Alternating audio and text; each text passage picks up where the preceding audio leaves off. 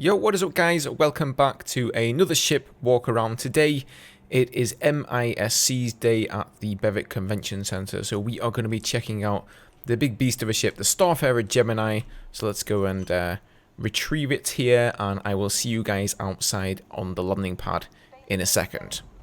Alrighty guys, so here we are. This is the Starfarer Gemini, built by MISC. Now the primary role of this ship is basically heavy refueling. I'm not sure if refueling is in the game yet. I don't believe it is. Currently, if you want to refuel, you have to land at a station like this and ask for refueling. But this is basically going to be able to refuel massive ships, most likely like the Javelin and others once they're actually in the game. So as you can see, there are these like gigantic fuel tanks underneath here, and the sort of gantry up there that you can actually walk along that and probably go over to the end there, and that's where you're going to have the controls for refueling ships, and that's where the other ship is essentially going to dock into your ship.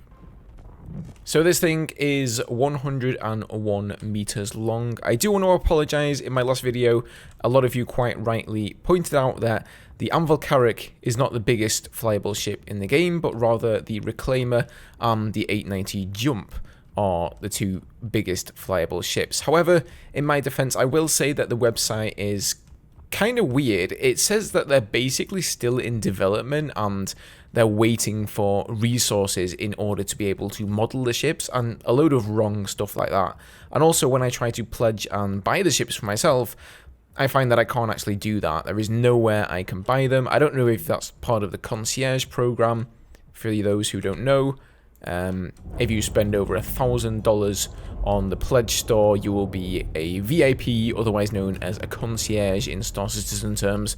You will have access to certain things. Some of the new flyable ships that come out will be up for grabs as a concierge first. So maybe that's the reason, but for whatever reason, the Anvil Carrack is always purchasable. Anyone can buy it. So that's pretty much why I say it's like the main biggest flyable ship that anyone can get their hands on. If they've got the cash, of course. Alright guys, enough of that. Let's go and close the door up here, and we'll go and take a look around this thing. So it's pretty dark in here. I don't really know if it's supposed to be this dark, because honestly, like, I'm having to put my flashlight on just to see. Like, where is the light switch? I don't think there is one. Maybe I just need to turn the power on of the overall ship from the pilot's seat, and that will help things out. Let's go and find the pilot seat here, and we'll fly ourselves out of the station before we get towed away. Okay, so here we are. This is the front end of the ship here. You'll notice that this ship has a much more beaten up look than, say, the Anvil Carrack. It's much more of an industrial ship. In fact, the way the doors are designed here, it reminds me quite a lot of being on a submarine, like a U-boat or something in the wartime, you know? The steam and vents coming out. I'm pretty sure they took a lot of inspiration from that sort of thing with the construction of this ship. But this really does feel like an industrial ship and not a fighter or like a more functional vessel. And you can see here, the window we have to actually look out is pretty slim. If this was a car, there's no way I would buy this car in real life. The visibility is just absolutely terrible. Right, let's go and turn on our engines here, and for that reason, I'm going to go ahead and go into third-person view here to take off. Wow, this thing must be incredibly heavy because it is taking us quite a while to actually just be able to boost up enough there. There we go. Let's put our landing gear up now, and we'll go and float. In fact, let's not go and float close to Olazar. Let's go and warp a little bit of a ways away. Just so we don't upset the security forces. Let's go to Selin. But this thing is pretty heavy. It is, yeah, 3.5 million kilograms, so 3,500 tons or so. Not the lightest ship. Okay, so here we are at Selin. This is a good opportunity to be able to take a look on the outside of the ship here. So you'll notice there are 2 turrets on the rear of the ship on the underside. And then on the front, you've got 2 on either side there, and kind of the missile launchers, what looks like missile launchers, built into the nose of the ship. So even though this is a refueling ship, it of course does have plenty of turrets and whatnot to be able to defend itself, and then you have another turret on top there as well. So that's kind of cool. I've also noticed as well, it has this iconic little blue streak here. When you afterburner away, it leaves this nice little, sort of like a comet streak or an asteroid streak through the sky. The landing gear, I kind of feel it's a bit lackluster. I mean, it does the job, it's pretty basic, but compared to the landing gear animations for a lot of other ships in the game that I've seen, this one's a bit crappy. I'm going to go ahead and say that. Alright guys, so let's go and stabilize ourselves here. So we're not going to go everywhere when we jump out of our pilot's seat. And I will show you guys around the interior of the ship. Okay, so first of all, here in the cockpit, we of course have a co-pilot seat there. And a couple of other seats right here. And right there. So this one does have a crew of 6, just like the Anvil Carrack. Ooh, the captain's seat. I actually haven't tried this out yet. This is where you basically sit and order people around. Ooh, power on.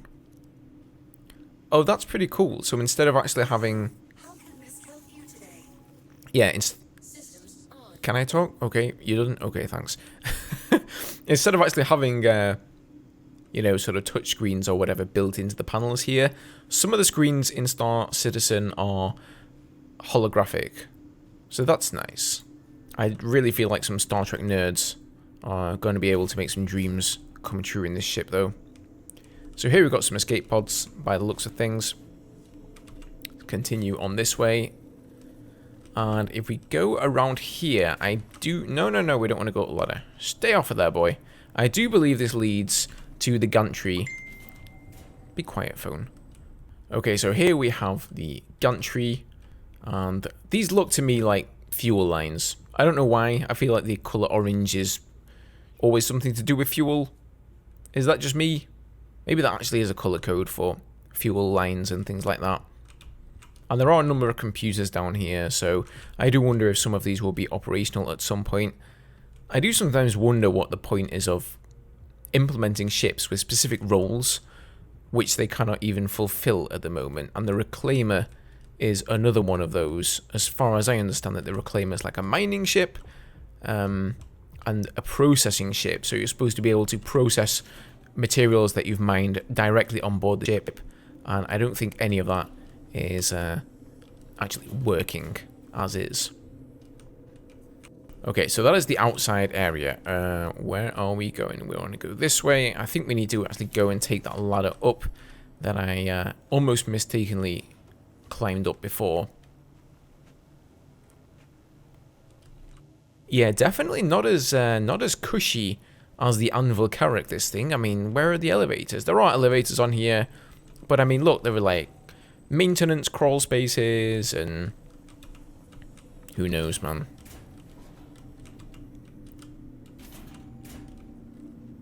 Let's go check down this way. What is this? I don't even know what half of this stuff is, guys.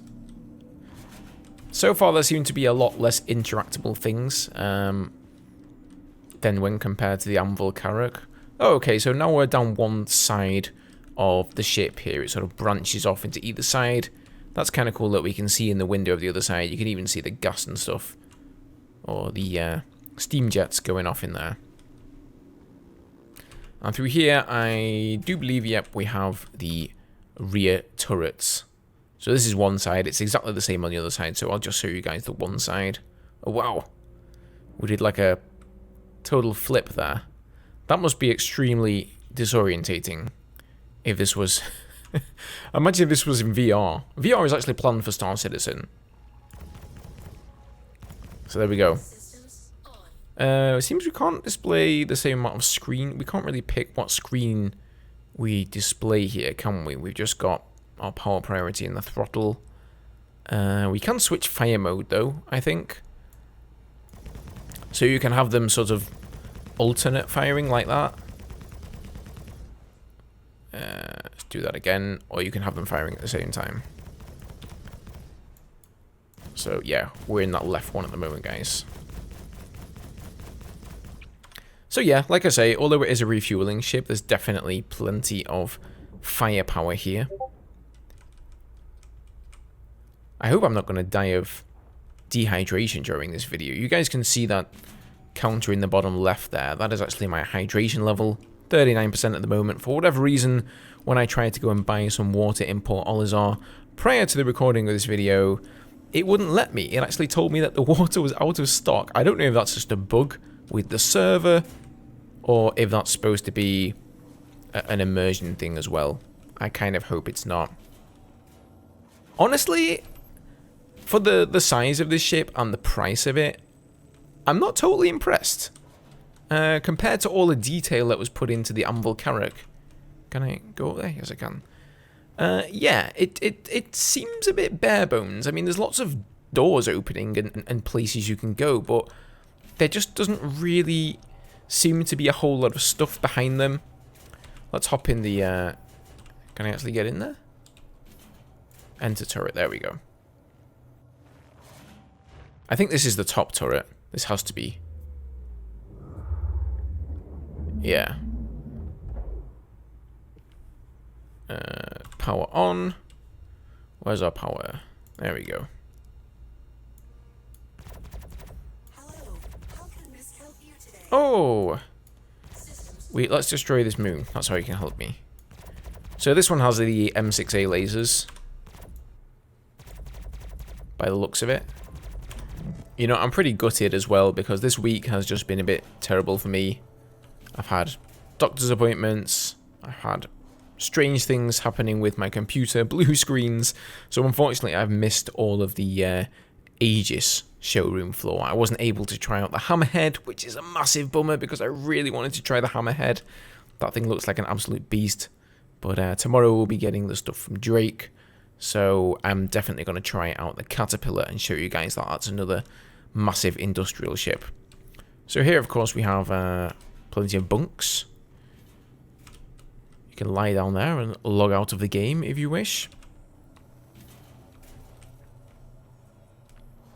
This seems like the crew quarters here, really. Yeah, once again, definitely not as cushy as on the Anvil Carrack. I know which ship I'd rather work on. This seems like some sort of a command station. That kind of resembles the Apple Watch, if I'm honest. Oh, wow, where did this come from? That's a nice little Easter egg there. Maybe that's where the captain lets his kid sleep if it's, you know, take your child to work day or something. Or maybe that's just his bedsheet, who knows? Nothing wrong with him. I'm not judging anyone. Alright guys, let's head back to the cockpit here. I honestly thought there would be a lot more stuff to show you guys in this video, but I may be wrong. I think we have to head down this ladder. We're not going... No, okay, let's just fall down it, man. It's kind of strange. Normally to get to the cockpit, you would think you would have to navigate upwards. But in this ship, you actually have to navigate downwards. Normally downwards is the maintenance levels and things like that, but yeah, if you guys are trying one of these ships for yourselves, just bear that in mind. It took me a fair while to actually find the cockpit. So I'm just realizing I totally forgot to show you guys the guns that were on this thing earlier on. So they are pretty beastie, if I do say so myself. Got all 4 of those M6A lasers firing at the same time there. Let's go and have a look at the weapons here. So yeah, there you see 4 M6A lasers. Those things will do a ton of damage. And then we do have some missiles as well. So I'm assuming that's what we've got lodged in the nose of the ship there at the moment. So there you go, guys. That is the Starfarer Gemini. Once again, would I really recommend buying this ship?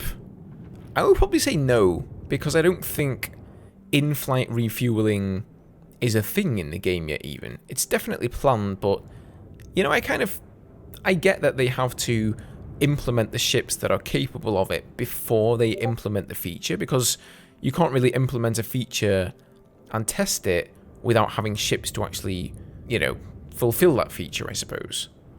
But this thing has been out for quite some time, actually, and as far as I know, once again, guys, You are absolutely fantastic at correcting me whenever I'm wrong about what I say, because, you know, I'm not the most experienced Star Citizen player by any means, but as far as I know, in-flight refueling is not in the game yet, so you really won't have a whole lot to do with this ship should you actually bother to purchase it on the Pledge Store. Anyway, guys, I hope you enjoyed this little look. Stay tuned for some more ships, and I will see you guys in the next one. Cheers.